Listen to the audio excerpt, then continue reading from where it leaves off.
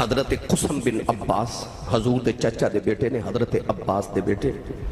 حضرت قسم بن عباس نبی پاک دے کزن نے، حضور دے صحابی نے، چچا زاد بھائی نے، فرماتے نے میں آخری بندہ سا جڑا نبی پاک نو قبر چ رکھ کے باہر نکلیا۔ فرماتے نے جدو میں حضور نو قبر انور چ رکھ کے نا حضور دے وجود اطہر نو تے حضور دی قبر چ نکلن لگا تے آخری بندہ سا تے میں نو خیال آیا پھر تے کدے زیارت نہیں ہونی تے آخری ویلے کملی والے دی زیارت نہ کر لوں۔ فرماتے نے میں پھر قبر انور چ اتر گیا تے حضور دے چہرہ انور تو میں کپڑا ہٹا کے وکھیا